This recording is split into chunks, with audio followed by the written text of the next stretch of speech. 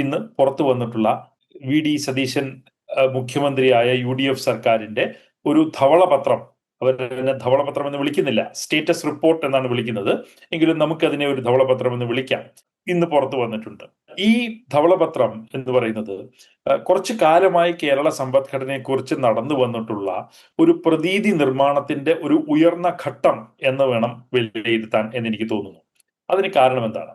കുറച്ചു കാലമായി തന്നെ കേരളത്തിൽ കുറെ അധികം വിഷയങ്ങൾ പൊതുമണ്ഡലത്തിൽ ഇങ്ങനെ ചർച്ചയായി വരുന്നുണ്ട്. അതിലൊന്ന് കേരളത്തിന്റെ കടഭാരം വളരെ കൂടുതലാണ് എന്നുള്ളതാണ്. ഈ കടഭാരം എന്നുള്ളതിനെ ഇവരെങ്ങനെയാണ് സാധാരണ വിലയിരുത്തുന്നത്? മൊത്തം കടത്തിന്റെ ഒരു കേവല കണക്ക് പറഞ്ഞിട്ടാണ് ഇവര് കടത്തിനെ ഇങ്ങനെ പെരുപ്പിച്ച് കാണിക്കുന്നത്. മുൻപ് 3 ലക്ഷം കോടി രൂപ എന്നായിരുന്നു, പിന്നെ 4 ലക്ഷം കോടി എന്നായി. ഈ തെരഞ്ഞെടുപ്പിന് മുൻപ് വി.ഡി. സതീശനും അതുപോലെ തന്നെ BJP നേതാക്കളും ഒക്കെ പറഞ്ഞത് കേരളത്തിന്റെ പൊതുകടം എന്ന് പറയുന്നത് 6 ലക്ഷം കോടി വരെയായി എന്നായിരുന്നു. അന്ന് ധനമന്ത്രി ആയിരുന്ന ബാലഗോപാൽ പറഞ്ഞു, അല്ല, അത്രയില്ല, 4.55 ഇതിനിടയ്ക്ക് വരികയുള്ളൂ എന്ന് പലതവണ പറഞ്ഞിട്ടും ഈ പ്രതീതി നിർമ്മാണം മാധ്യമങ്ങളിലൂടെയും പ്രത്യേകിച്ച് സാമൂഹ്യ മാധ്യമങ്ങളിലൂടെയും തുടർന്നുകൊണ്ടിരുന്നു. അപ്പോ ഈ 4 ലക്ഷം കോടി രൂപ കടം, 5 ലക്ഷം കോടി രൂപ കടം എന്നൊക്കെ പറഞ്ഞിട്ടുള്ള വളരെ സ്തോഭജനകമായ നമ്പറുകൾ പൊതുമണ്ഡലത്തിൽ ഇങ്ങനെ കറങ്ങി നടക്കുന്നുണ്ടെന്ന്. അപ്പോ അതിന് എങ്ങനെ വിലയിരുത്തണം എന്നുള്ളതിനെ കുറിച്ച്, അല്ലെങ്കിൽ അതിനെ എങ്ങനെ അപഗ്രഥിച്ച് മനസ്സിലാക്കണം എന്നുള്ളതിനെ കുറിച്ച് പൊതുമണ്ഡലത്തിൽ അറിവും കുറവായിരുന്നു എന്ന് പറയേണ്ടി വരും. എന്താ കാരണം? ഈ കേരളത്തിന് 4 ലക്ഷം കോടി രൂപ കടമുണ്ട്. അത് കൂടുതലാണോ കുറവാണോ? അല്ലെങ്കിൽ 5 ലക്ഷം കോടി രൂപ കടമുണ്ട്. അത് കൂടുതലാണോ കുറവാണോ? എങ്ങനെ കണ്ടുപിടിക്കും? അപ്പോ സമ്പദ്ഘടനയുടെ പൊതു വലിപ്പത്തിന് അനുസൃതമായി ഈ കടം ഉയർന്നോ താണോ എന്ന് മനസ്സിലാക്കിയാണ് അത് ശരിക്ക് നമ്മൾ മനസ്സിലാക്കേണ്ടത്. ഇപ്പോ ഉദാഹരണത്തിന് കേരളത്തിന്റെ സമ്പദ്ഘടനയുടെ ഇന്നത്തെ വലിപ്പം ഏകദേശം 14 ലക്ഷം കോടി രൂപയാണ്. അതാണ് കേരളത്തിന്റെ GSDP എന്ന് നമ്മൾ വിളിക്കുന്നത്. ഈ GSDPയുടെ ഒരു പ്രത്യേക ശതമാനം, അത് ഏകദേശം 35% വരും. അതാണ് ഇന്ന് ധവളപത്രം തന്നെ മുന്നോട്ട് വെച്ചിട്ടുള്ള 5 ലക്ഷം കോടി എന്ന് പറയുന്ന കടത്തിന്റെ ആ ഒരു തുക. ഏകദേശം 35%-നടുത്തത് വരും. പക്ഷേ സമ്പദ്ഘടന വളർന്നുകൊണ്ടിരിക്കുകയാണ്. ഈ 14 ലക്ഷം കോടി രൂപയുടെ സമ്പദ്ഘടന ഒരു 3-4 വർഷം കഴിയുമ്പോൾ അതൊരു 20 ലക്ഷം കോടി രൂപയുടെ സമ്പദ് വ്യവസ്ഥയാവും. ഈ 20 ലക്ഷം കോടി രൂപയുടെ സമ്പദ് വ്യവസ്ഥയ്ക്ക് ഈ ഇന്നത്തെ 5 ലക്ഷം കോടി രൂപയേക്കാൾ കൂടുതൽ വായ്പ വാങ്ങാനുള്ള പ്രാപ്തിയും താങ്ങും ഉണ്ട് എന്നുള്ളതാണ് സാമ്പത്തിക ശാസ്ത്രത്തിൽ ഒരു അടിസ്ഥാനമായിട്ട് നമ്മൾ പഠിക്കുന്നത്. അപ്പോൾ അന്ന് ഈ 20 ലക്ഷം കോടി രൂപയാകുമ്പോൾ ഇന്ന് 35% കടഭാരമുള്ള സംസ്ഥാനം അതിന്റെ കടഭാരം കുറച്ച് 30% കുറച്ചു എന്ന് വന്നാൽ പോലും കേവലമായ കടം എന്ന് പറയുന്നത് ഇന്നത്തെ 5 ലക്ഷം കോടിയിൽ നിന്ന് ഏകദേശം 6 ലക്ഷം കോടിയായി ഉയരും. അപ്പോ കേവലമായ കടത്തിന് ഒരു അർത്ഥവുമില്ല. കടഭാരം 5% പോയിന്റ് കണ്ട് കുറഞ്ഞു വന്നാലും കേവലമായ കടം ഉയരാം. ഈ പ്രാഥമിക തത്വം പൊതുജനങ്ങളെ മനസ്സിലാക്കിക്കുന്ന അത്ര എളുപ്പമല്ല. കാരണം ഈ അത്ര ലക്ഷം കോടി രൂപ എന്നൊക്കെ പറയുമ്പോൾ അതിന് വല്ലാത്തൊരു ഇമ്പാക്ട് ജനമനസ്സുകളിൽ ഉണ്ട്. അതിനെയാണ് ഈ പ്രതീതി നിർമ്മാണത്തിന്റെ ഈ ക്യാമ്പയിൻ വളരെ കൗശലത്തോടുകൂടി ഉപയോഗപ്പെടുത്തിയതും ജനമനസ്സുകളിലേക്ക് കേരളത്തിലെല്ലാം തകർന്നുകൊണ്ടിരിക്കുകയാണ് എന്ന ഒരു വ്യാജ പ്രതീതി നിർമ്മാണം ഇവിടെ നടത്തിയതും. കേരളത്തിൽ മെയ് മാസത്തിൽ നടന്ന തെരഞ്ഞെടുപ്പിൽ ഇതിന്റെ ചില പ്രതിഫലനങ്ങൾ ഉണ്ടായിട്ടുണ്ട് എന്ന് ഞാൻ വ്യക്തമായിട്ട് കരുതുന്നു. ഈ പ്രതീതി നിർമ്മാണത്തിന്റെ ഒരു നെഗറ്റീവായിട്ടുള്ള ഒരു ഇമ്പാക്ട് ഇടതുമുന്നണിയുടെ സാധ്യതകളെ ബാധിച്ചിട്ടുണ്ട് എന്ന് തന്നെയാണ് എനിക്ക് തോന്നിയിട്ടുള്ളത്. ഇന്നത്തെ ധവളപത്രം എടുക്കാം. ഈ ധവളപത്രത്തിൽ എന്താണ് ഈ പ്രതീതി നിർമ്മാണത്തിന്റെ വിഷയത്തിൽ കൂടുതലായി പറയുന്നത്? ഈ പ്രതീതി നിർമ്മാണത്തെ പുതിയൊരു ഘട്ടത്തിലേക്ക് ധവളപത്രം കൊണ്ടുപോകുന്നുണ്ട്. അതിൽ തുടക്കത്തിൽ തന്നെ എന്താ പറയുന്നത്? ഒരു കാര്യത്തിനും കേരളത്തിൽ പൈസ ഇല്ല. കേരളത്തിന്റെ എല്ലാ വരുമാനവും ശമ്പളം, പെൻഷൻ, പലിശ, ഈ 3 വിഷയങ്ങളിലേക്കായിട്ട് എല്ലാ പൈസയും പോവുകയാണ്. ബാക്കി പൈസ എന്ന് പറയുന്നത് 100-ൽ 20 രൂപ മാത്രമേ ഉള്ളൂ. 100-ൽ 80 രൂപയും ശമ്പളം, പെൻഷൻ, പലിശ, ഈ 3 കാര്യങ്ങളിലേക്കായി കമ്മിറ്റഡ് ആയി നിൽക്കുകയാണ് എന്നാണ്. ഇത് വാസ്തവമാണോ? വാസ്തവമല്ല. ശരിയാണോ എന്ന് ചോദിച്ചു കഴിഞ്ഞാൽ ഇതിനെ നിർവചിച്ചിരിക്കുന്ന രൂപത്തിൽ നോക്കിയാൽ ശരിയാണ്. പക്ഷെ അതാണോ ശരിയായ നിർവചനം എന്നതാണ് ചോദ്യം. എന്താണ് ഇവിടുത്തെ ഡിനോമിനേറ്ററായിട്ട് ഉപയോഗിച്ചിരിക്കുന്നത്? കേരളത്തിന്റെ തനത് വരുമാനം എത്ര എന്നത് മാത്രം ഡിനോമിനേറ്ററിൽ കണക്കിലെടുത്താൽ ശമ്പളം, പെൻഷൻ, പലിശ എന്നിവ ഏകദേശം 80%-ഓളം വരും. പക്ഷേ തനത് വരുമാനം മാത്രമല്ലല്ലോ നമ്മുടെ വരുമാനം. നമുക്ക് കേന്ദ്രത്തിൽ നിന്ന് ഏകദേശം 20,000 കോടിയോളം ഒരു വർഷം കിട്ടുന്നുണ്ട് നമ്മുടെ നികുതികളുടെ ഭാഗമായിട്ട്. അതല്ലാതെ മറ്റ് കേന്ദ്രാവിഷ്കൃത പദ്ധതികളിൽ നിന്നുണ്ട്. ഇതെല്ലാം കൂടി വരുമ്പോ നമുക്ക് കേരളത്തിന്റെ തനത് വരുമാനമല്ല, മൊത്തം വരുമാനത്തിന്റെ ശതമാനമായി ശമ്പളം, പെൻഷൻ, പലിശ എന്നിവ എത്ര എന്നാണ് പരിശോധിക്കേണ്ടത്. അങ്ങനെ വരുമ്പോൾ 58% മാത്രമാണ് ശമ്പളം, പലിശ, പെൻഷൻ എന്നിവ മൊത്തം വരുമാനത്തിന്റെ ഭാഗമായിട്ട് വരുന്നത്. ഈ 58% എന്ന് പറയുന്നതിനെ 58 എന്ന് പറഞ്ഞു കഴിഞ്ഞാൽ അതിന് ഒരു ഷോക്ക് വാല്യൂ ഉണ്ടാവില്ല എന്ന് അറിയാവുന്നത് കൊണ്ട് തന്നെയാണ് ഈ പ്രതീതി നിർമ്മാണത്തിന്റെ വക്താക്കൾ അതിനെ മറ്റൊരു ഡിനോമിനേറ്റർ ഉപയോഗിച്ചുകൊണ്ട് വ്യാജമായിട്ട് 80% എന്ന് പെരുപ്പിച്ച് കാണിക്കുന്നത്. ഇതാണ് ഈ കേരളത്തിന്റെ പൊതുമണ്ഡലത്തിൽ നടന്നുകൊണ്ടിരിക്കുന്ന ഈ വ്യാജ പ്രതീതി നിർമ്മാണത്തിന്റെ മറ്റൊരു ഉദാഹരണമാണ്.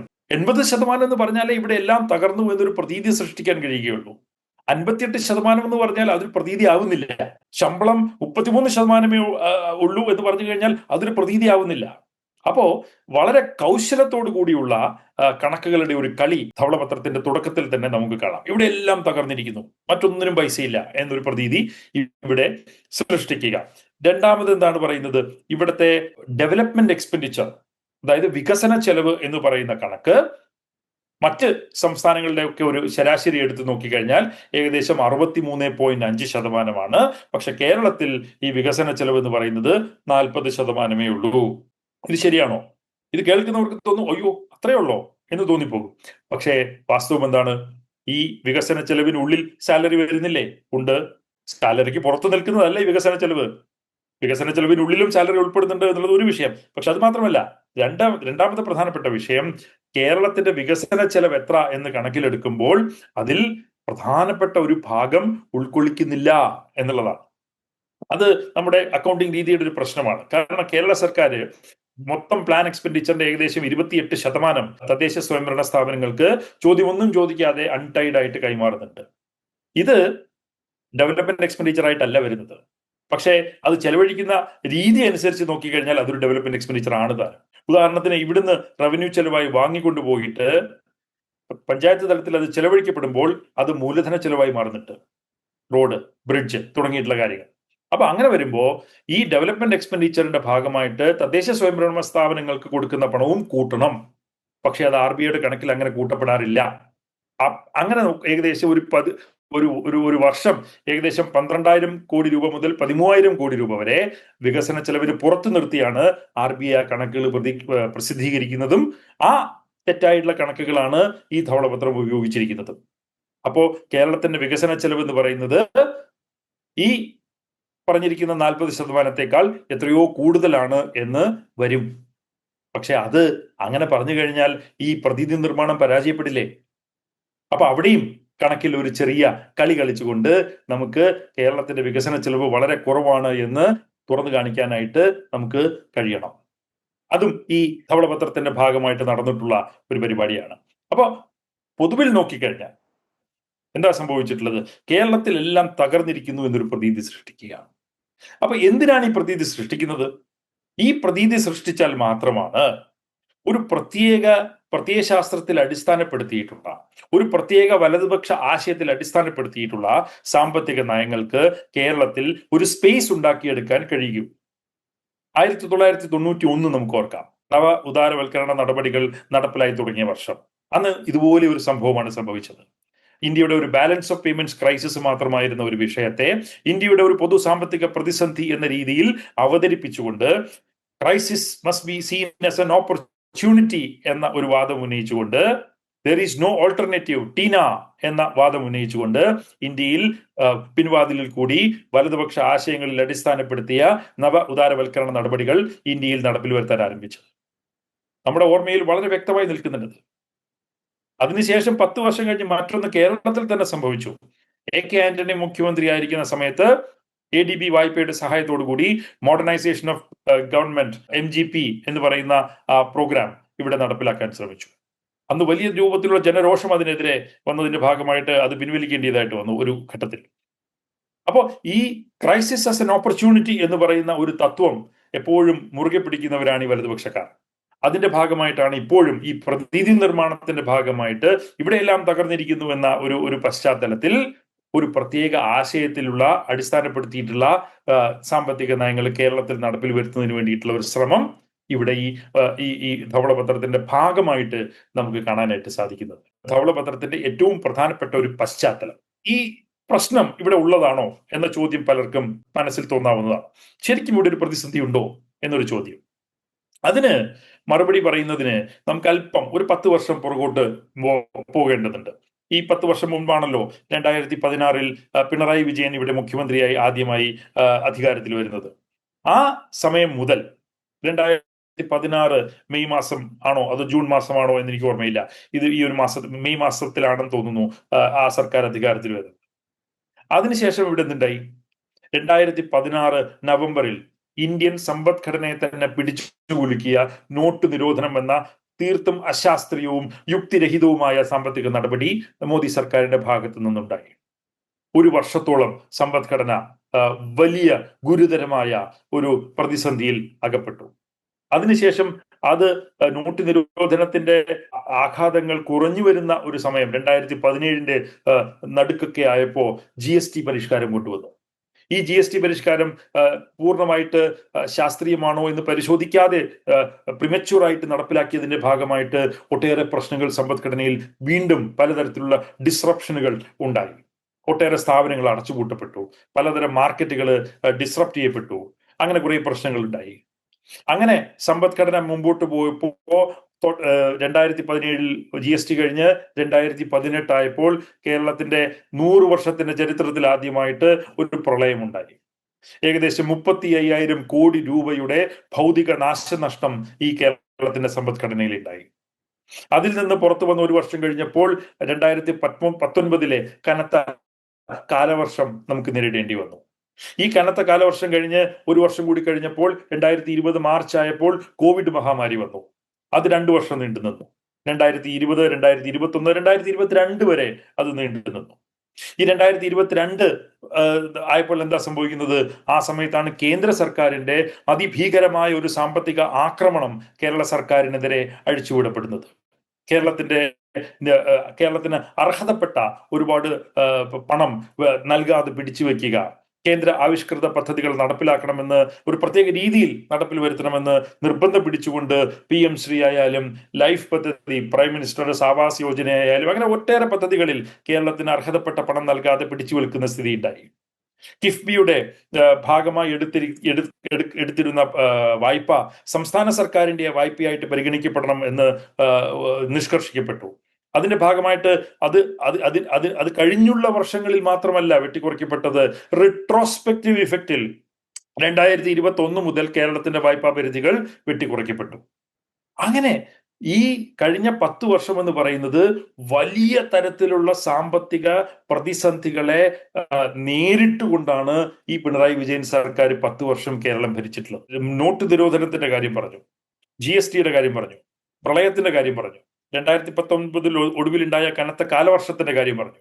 ഈ കനത്ത കാലവർഷത്തിന് കഴിഞ്ഞിട്ടും 2019-20 വർഷം എടുത്ത് നോക്കിക്കഴിഞ്ഞാൽ, അതായത് ആദ്യത്തെ പിണറായി വിജയൻ സർക്കാരിന്റെ അവസാനത്തെ ഘട്ടം എടുത്ത് നോക്കിക്കഴിഞ്ഞാൽ അന്ന് കേരളത്തിന്റെ ധനകമ്മി വെറും 2.9% നിജപ്പെടുത്താൻ അന്നത്തെ സർക്കാരിന് കഴിഞ്ഞു.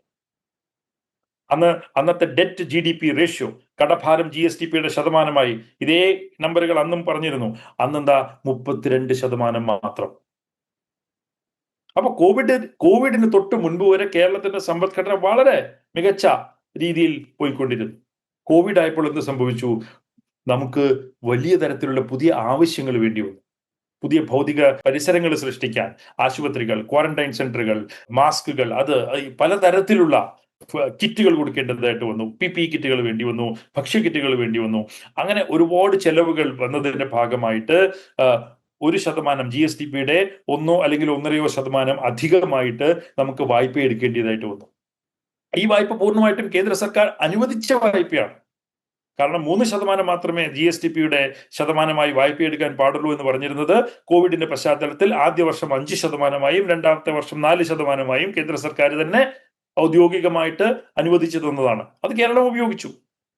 അങ്ങനെ കേരളം ഉപയോഗിച്ചതിന്റെ ഭാഗമായിട്ട് കേരളത്തിന്റെ കടഭാരം 38% ആദ്യ വർഷവും രണ്ടാമത്തെ വർഷം 37%-ആയും വർദ്ധിച്ചു. ഇതാണ് ഒരു ബ്രേക്ക് പോയിന്റ് ആയിട്ട് വരുന്നത്. ഈ ബ്രേക്ക് പോയിന്റ് ഈ 2 വർഷങ്ങളിലാണ് കടം കൂടുതലായിട്ട് മേടിക്കേണ്ടതായിട്ട് വന്നത്. അതിന്റെ ഗുണമുണ്ടായി.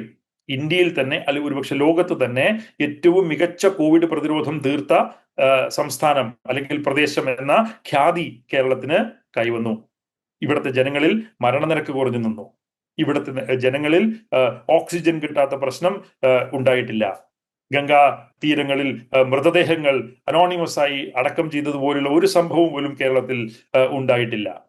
അങ്ങനെ വരുമ്പോ ഈ ഒരു കടഭാരം ഉയർന്നതിന്റെ ഭാഗമായിട്ട് പലിശ ഭാരവും അതിന്റെ ഭാഗമായിട്ട് തിരിച്ചടവിന്റെ ഭാരവും സംസ്ഥാന സർക്കാരിന്മേൽ വന്നു എന്നതൊരു വാസ്തവമാണ്.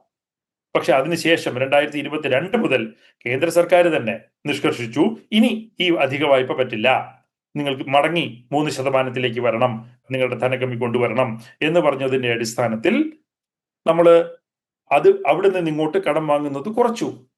അങ്ങനെ കടം വാങ്ങുന്നത് കുറച്ചു വന്നുവെങ്കിലും ഈ 2020-21 വർഷങ്ങളിൽ എടുത്ത കടത്തിന്റെ ഒരു കടഭാരം അവിടെ നിന്നു. അതാണ് നമ്മൾ ഇന്ന് കാണുന്ന ഈ 35% എന്ന് പറയുന്ന ഈ കടഭാരം. നമ്മൾ 2019-20 32% കടഭാരം ഉണ്ടായിരുന്നെങ്കിൽ കോവിഡിന്റെ അവസാനമായപ്പോൾ അത് 37-38% വർദ്ധിച്ചു. പക്ഷേ ഇന്നത് നമ്മൾ കുറച്ച് 35.5% കൊണ്ടുവന്നു കഴിഞ്ഞു. ഈ കഴിഞ്ഞ ബജറ്റ് ഡോക്യുമെന്റ് എടുത്ത് നോക്കിക്കഴിഞ്ഞാൽ കാണാം, 2028-29 ആകുമ്പോൾ ഇത് 33% നമ്മൾ പിന്നെയും കുറയ്ക്കും. അത് സ്വാഭാവികമാണ്. കാരണം എന്താ, അത് കഴിഞ്ഞിങ്ങോട്ട് നമ്മൾ കടം എടുത്തിട്ടില്ല. അപ്പൊ 20-21 എടുത്ത കടം കൊടുത്ത് തീർത്തു കഴിഞ്ഞാൽ പിന്നെ കടഭാരം കുത്തനെ കുറയും. അപ്പൊ നമുക്ക് 32 അല്ലെങ്കിൽ 33 എന്ന ഒരു സന്തുലിതമായ അവസ്ഥയിൽ കടഭാരത്തെ നിർത്താം. അതൊരു മോശമായ സംഖ്യയല്ല. എല്ലാ സംസ്ഥാനങ്ങൾക്കും കൂടി ഏകദേശം 29% ഇന്ന് കടഭാരമായി നിൽക്കുന്നത്. അപ്പൊ നമുക്കൊരു 32-33 കുഴപ്പമൊന്നുമില്ല. അപ്പൊ അത് കാണാതെ ഇങ്ങനെ ഒരു സുരക്ഷിത അവസ്ഥയിലേക്ക് നമ്മൾ 2-3 വർഷങ്ങളിലേക്ക് ആവുമ്പോൾ എത്തും എന്നത് കാണാതെ ഇന്ന് ഇവിടെയെല്ലാം കുഴപ്പമാണ് എന്ന രീതിയിലുള്ള ഒരു പ്രതീതി നിർമ്മാണം നടത്തുന്നത് എന്തിനാണ്? അതാണല്ലേ ഈ ധവളപത്രം ചെയ്യുന്നത്. അതാണ് ഏറ്റവും പ്രധാനപ്പെട്ട ഒരു രാഷ്ട്രീയ പ്രശ്നമായിട്ട് നമ്മൾ കാണേണ്ടത്. രണ്ടാമതൊരു പ്രശ്നം കൂടിയുണ്ട് കേരളത്തിന്. അപ്പൊ നിങ്ങൾ ചോദിക്കും, അപ്പോ എന്താ 29 ആക്കിയാൽ എന്താ 33 വരെ നിർത്തുന്നത്? അതിലും കുറച്ച് 29 വരെ കൊണ്ടുവന്നുകൂടെ? വാസ്തവമാണ്, കൊണ്ടുവരാൻ ശ്രമിക്കേണ്ടതാണ്. പക്ഷെ അതിലൊരു പ്രശ്നം എന്താ, കേരളത്തിന്റെ സമ്പദ്ഘടനയിൽ അല്ലെങ്കിൽ സാമ്പത്തിക മാനേജ്മെന്റിൽ ഒരു ഘടനാപരമായ പ്രശ്നമുണ്ട്. ഈ ഘടനാപരമായ പ്രശ്നം എന്താണെന്ന് വെച്ച് കഴിഞ്ഞാൽ, മറ്റ് സംസ്ഥാനങ്ങളെയൊക്കെ അപേക്ഷിച്ച് വലിയ തോതിൽ വികസന ചെലവുകൾ ഇവിടെ കൂടുതലാണ്. വികസന ചെലവുകൾ കൂടുതൽ എന്ന് പറഞ്ഞാൽ എന്താ അർത്ഥം? വികസന ചെലവുകൾ കൂടുതൽ എന്ന് ഇവിടെ സ്കൂളുകൾ, കോളേജുകൾ, അതുപോലെ തന്നെ ആശുപത്രികൾ, നഴ്സിംഗ് ഹോമുകൾ, പൊതുമേഖലയിലുള്ളവ മറ്റ് സംസ്ഥാനങ്ങളെ അപേക്ഷിച്ച് വളരെ കൂടുതലാണ്. നമുക്കിവിടെ സ്കൂളുകൾ ഉണ്ടെങ്കിൽ അവിടെ അത്യാവശ്യത്തിന് ടീച്ചർമാരുണ്ട്. പൊതു ആരോഗ്യ സ്ഥാപനങ്ങൾ ഉണ്ടെങ്കിൽ അവിടെ ഡോക്ടർമാരുണ്ട്, നഴ്സുമാരുണ്ട്. ഇവർക്കൊക്കെ ശമ്പളം കൊടുക്കണം. നോക്കൂ, മറ്റ് സംസ്ഥാനങ്ങളിലെ സ്ഥിതി എന്താ? മറ്റ് സംസ്ഥാനങ്ങളിൽ ഒരു ടീച്ചറെ ഒരു സ്കൂളിൽ സർക്കാർ സ്കൂളിൽ നിയമിക്കുന്നുവെങ്കിൽ ആ ടീച്ചറിന് സ്ഥിര ജോലിയില്ല. സർക്കാർ സ്കൂളിൽ പോലും ആ ടീച്ചറിന് താൽക്കാലിക കോൺട്രാക്ട് അടിസ്ഥാനത്തിലുള്ള ജോലിയേ ഉള്ളൂ. ശമ്പളം എത്രയാ? 15,000 രൂപ അല്ലെങ്കിൽ 20,000 രൂപ, അതിനപ്പുറമില്ല. പക്ഷെ കേരളത്തിലെ സ്കൂൾ ടീച്ചർമാർ അല്ലെങ്കിൽ കോളേജ് അധ്യാപകർ നല്ല ശമ്പളം മേടിക്കുന്നു. വളരെ ഡിഗ്നിഫൈഡ് ആയിട്ടുള്ള ജീവിതം അവർക്ക് ലഭ്യമാകുന്നു. അപ്പോ അതിനു വേണ്ടിയിട്ടുള്ള ചെലവ് കൂടുതലായി, റവന്യൂ ചെലവ് തന്നെ കൂടുതലായിട്ട് കേരളത്തിലുണ്ടാകും.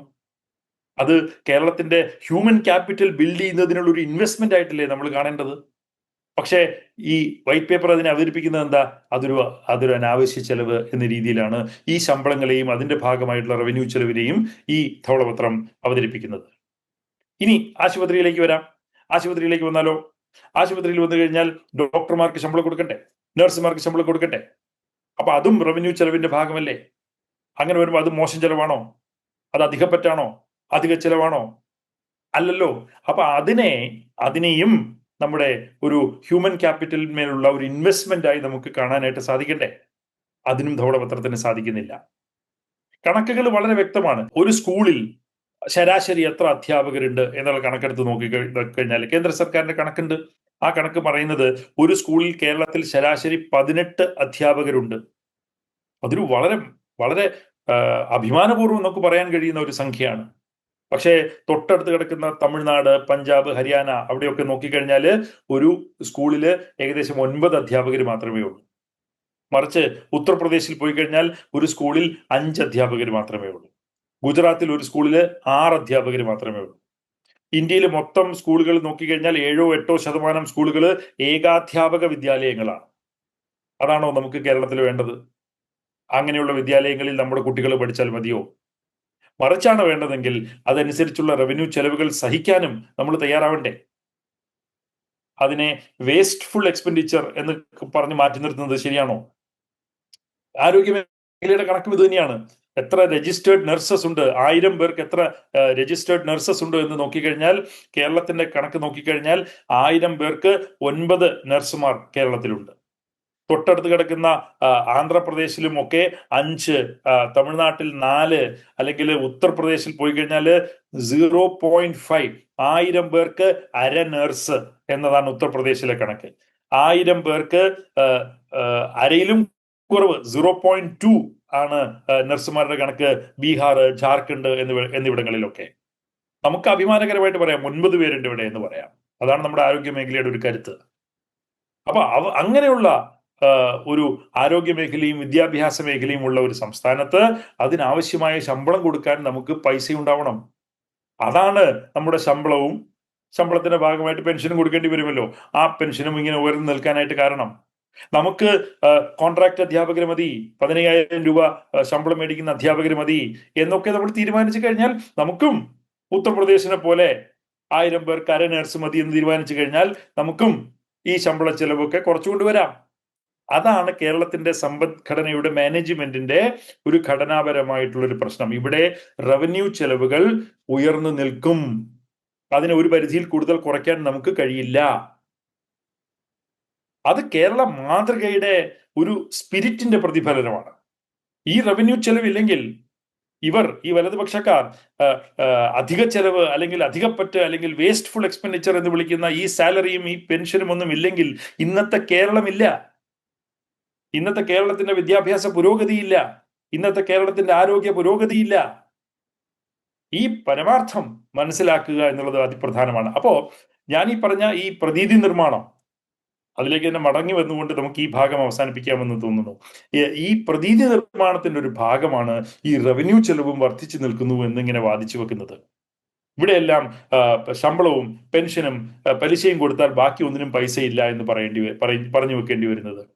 അത് ഒരു രാഷ്ട്രീയ തന്ത്രമാണ്. എന്താണ് രാഷ്ട്രീയ തന്ത്രം?